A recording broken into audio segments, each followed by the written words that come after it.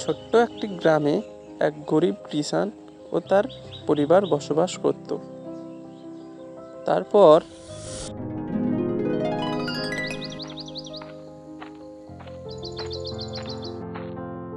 গিন্নি, একটা খুশির খবর আছে।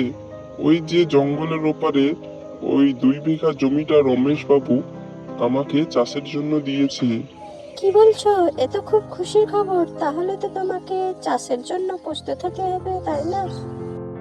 আচ্ছা আচ্ছা, তুমি অত ব্যস্ত হয়ে না, আমি বরং কাল সকালে গিয়েই লাঙল দিয়ে আসবো, ঠিক আছে?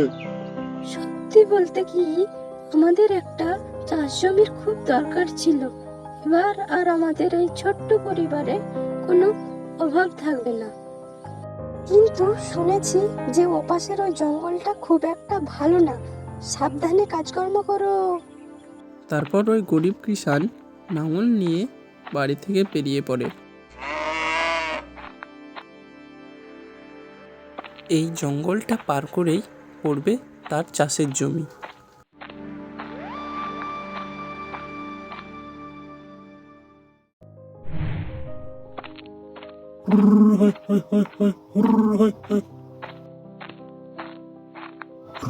যা যা যা যা, যা। এইভাবেই দেখতে দেখতে তার চাষ জমি ফসলে ভরে গেল।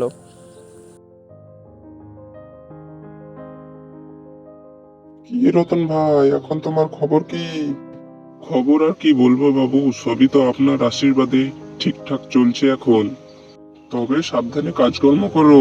এখন আমি চলি রতন ভাই, অনেক কাজকর্ম পড়ে আছে। এই বলে রমেশবাবু কিষানের বাড়ি থেকে চলে গেলেন।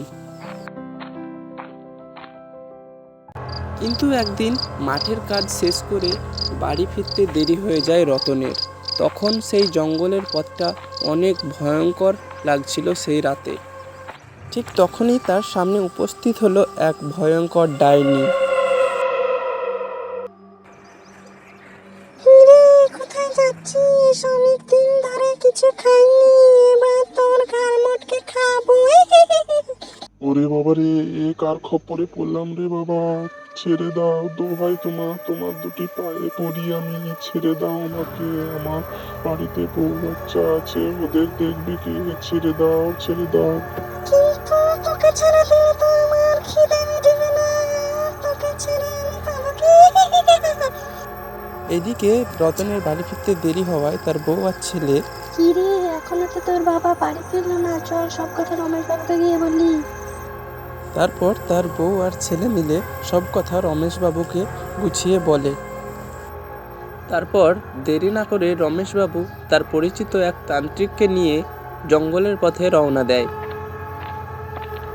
তারপর জঙ্গলে পৌঁছে যা দেখে, আজকে তো রক্ষে নেই, তোকে দিয়ে আমি আমার খিদে মেটাবো। কি ভাবছিস এই ভণ্ড তান্ত্রিক কিনে তুই বেঁচে যাবি? তারপর তান্ত্রিক রেগে গিয়ে ডাইনিকে মন্ত্র বলে মেরে ফেলে এবং রতন ভাই বেঁচে যায়।